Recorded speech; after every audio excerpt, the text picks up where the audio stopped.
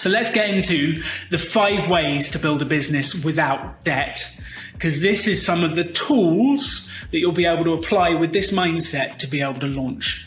And the first is get free stuff. Like, people think you need to spend money when you get going because I need to look official, I need to look proper, I need to do all these things. You would not believe how many business cards I bought because I'm like, if I have a business card, I'm a proper business. So I print 1,000 business cards, 1,000 letterheads and 1,000 compliment slips. Who uses compliment slips? Who sends checks nowadays? But I print all these things and I spend all the money. Like, you don't need to do that. There's so much you can do for free. Like, you can build a free website. Google has some incredible tools. There's Weebly, there's Wix, there's many places you can build a free website. You could connect PayPal up to be able to take the money. You can create some marketing. You could do it on Canva. You can find free templates online. Google has some phenomenal tools, including Google My Business, which is an incredible tool for getting your business on a map and finding customers. There's so much you can do for free without spending money. You don't need to borrow money to be able to spend $1,000 on a website to launch. That's crazy. Launch and see if you get a customer and you can upgrade later. Let me give you an example from one of our courses. This is Joanna. She launched her business, which is the Bra Boss of Kent. So she does bra fittings and help ladies find the right clothing. She, with her friend, Leah, wanted to do a launch party for her business. And using the negotiation skills and these skills that we talked about right now, she went out and wondered, how can we launch this without spending money? So it was Joe and Leah. There's their 2 businesses. If you want to find them on Instagram, you can. I'm sure they would love some likes from different places. They actually went out to get sponsorship for their businesses. They found a posh lemonade company in England called Fentimans, and they asked them to sponsor the launch event. And Fentimans sent them some cases of free lemonade for their launch event. Why would they do that? Well, it's promotion for the lemonade as well. So they managed to get free lemonade. They found a cracking local bakery that did cupcakes. And the deal there was we would supply free cupcakes for your launch event, and then we'll put flyers for the bakery in the goodie bags that go to the customers, and we'll give out flyers on the day. So they're promoting the bakery, and they got the cupcakes for their guests. They invited the local press along, which actually the local press lady brought 3 bras and wrote a fabulous article. And they were able to do this launch event in their home garden for an incredibly low cost and get their business out there by getting free stuff.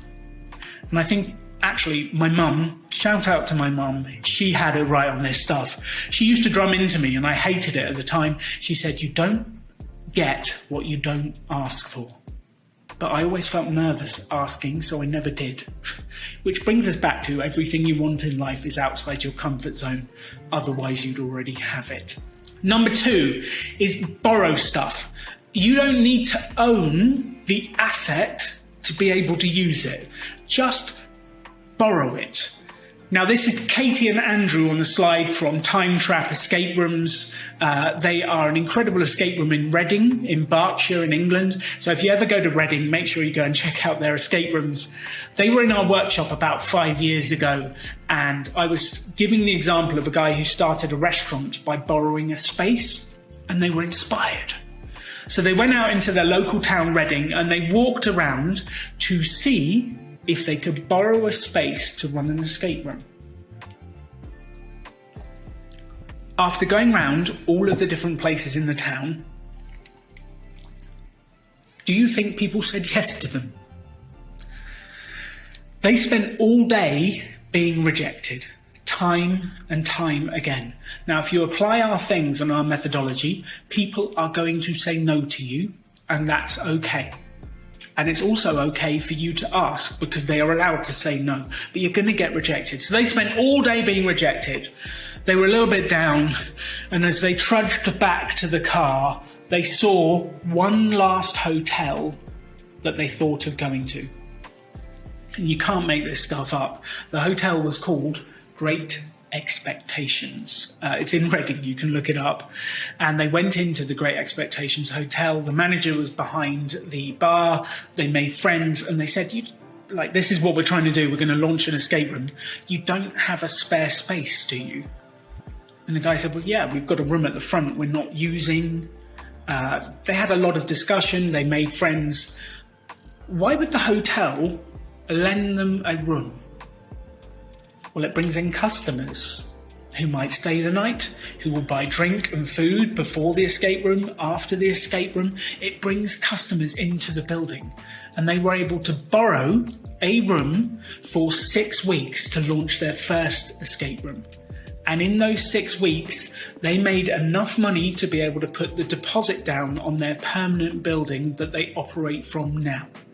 And they did this from sales, not from debt, which is the exact opposite of a friend of ours who did it the traditional way, borrowed an incredibly large amount of money to deck out the escape room, to get the building, to sign the lease, to put it on market, and then to get no customers. And they lost all of their money and went heavily into debt.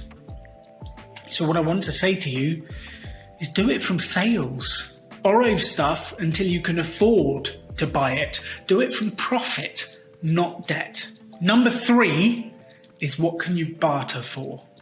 So bartering is the swapping of a skill, a talent, an item for something else. So before cash, we would swap items. And we've kind of forgotten about that as we're entrepreneurs and launching businesses, but you definitely can.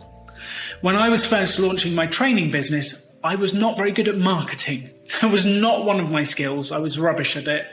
So I did a deal with a local marketing agency where I ran presentation skills courses. That was what I was good at for their staff. And they would help me with my marketing strategy, my graphics, all of those different elements. And we did that deal, no money exchanged hands, and they helped me get going. And the interesting bit is, every single one of you listening to this, you have a skill that you think is easy, that other people think is difficult. That's the thing you need to swap. I think presenting's easy because I've been practicing for 10 years, but I can swap that skill with someone else who thinks it's difficult. One of the people on our course came along. She was a musician, a singer, and she wanted to record her album, but she couldn't afford to rent the space to produce the album to then sell it.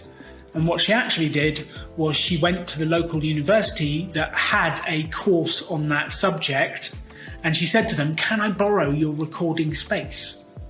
They said, actually, you can't just borrow it, but the students are looking for projects to work on. So if you will use the students to record it and edit it and help you, then we can allow you to use the space because they will get something to go on their project list. You will get that done. And they bartered for her. And the barter deal was, you can use our space for free if you use our free labor as well. And she kind of scratched her head and said, okay, I'm happy to have someone help. And it's fascinating what you can swap for.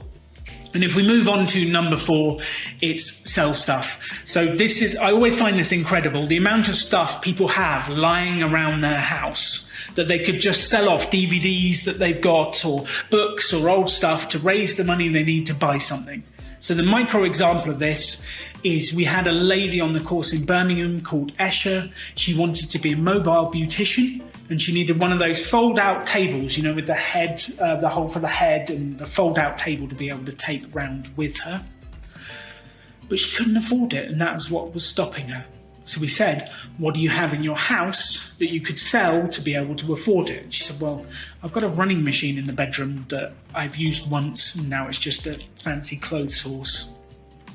So we got it on eBay, we sold it, and we raised the money to be able to buy the table and get her going. So before you go borrow money, look for all the stuff you've got lying around in your garage and sell it. Which brings us on to number 5, which this is the point. This is the message I want you to get from this whole workshop, and it is sell before you create. sell before you create. If we went back to the first ever event we ran, it was a pop-up event in Weston-super-Mare, and there was a guy there that wanted to launch a cafe. But he was a recovering alcoholic, and he didn't have the financial history to be able to borrow the money to be able to do a cafe, and I wouldn't recommend it anyway. So we said to him, well, you're on a course here, there's 50 people around you, why don't you sell them lunch tomorrow? And he looked at me and said, well, I could do that. And he said, well, Dennis, what's the dish that you're best at cooking? And he said, lasagna. I said, well, okay, go ask people if they want lasagna for lunch tomorrow. So we went round the room asking people, would you like lasagna for lunch tomorrow? I'm going to cook it. Would you like lasagna for lunch tomorrow?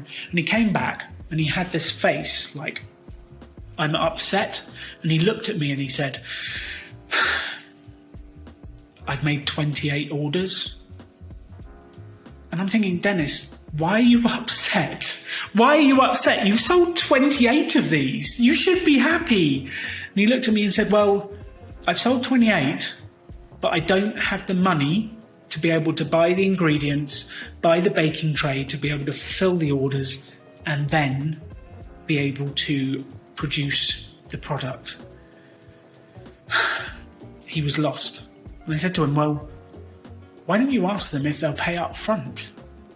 And he looked at me and said, Alan, like, I don't know, would they do that? I'm like, I don't know. Let's go and ask them. The only way to know is if you go and ask them. So we went round and he said, the lasagna tomorrow, it's going to be £4, $6. This was a few years ago. Would you pay up front so that I can buy the bits and produce it? What do you think people said? They said yes. This time he came back with a wad of money in his hands and the biggest smile on his face you'd ever seen. And I was a little bit worried that would be the last we would ever see of Dennis. But luckily, he came back the next day with 2 tray-baked lasagnas, some salads, some garlic bread. He served lunch. He'd made profit from the start. And if you want to make profit from the start with sales, not debt. And part of this story is about dialing back the idea. Dennis wanted a cafe, but he wasn't there. He had to start with selling what he could. Now, there's a reason there's a dance floor on this slide. We had a lady that came to the event in Kent, and she wanted to launch a business selling giant dancing events. She wanted to fly the best teachers from Argentina who taught tango over to the UK, put on this giant event, rent the hall, sell all the tickets. She wanted to borrow a huge amount of money to be able to do this. And we're like, just start where you are. Start small, start where you are and sell what you've got. Like, you'll get to the giant event flying teachers over if you start selling the local event and teaching dancing there. And also, don't skip ahead, because the learning you will get running the local event, to build your mailing list, to find the local people, will build the foundations that will make the giant event successful. But people want to skip ahead. They don't want to take the time. They don't want to learn on the journey. But it's so critical, so critical. And then you've just got to start where you are. That's the key. And that is in complete contrast to a dance teacher that I helped in Los Angeles. And she was able to find and borrow a space that didn't cost her to run the courses. She pre-sold all of the tickets. She sold monthly memberships. She sold one-to-one teaching. She did all of that. And in the first month, she made $10,000 sales. That's the complete opposite. But people get stuck going for the dream vision. How much of the 2-week-long course of the Rebel Business School do you think I wrote before we sold it to start with? 0. What did I have? I had the idea. And I took the idea and I went and sold it. And that's the key. Why would I bother writing a course that no one wants? I need to know first. Thanks again for joining the Grow with Google today, and see you next time.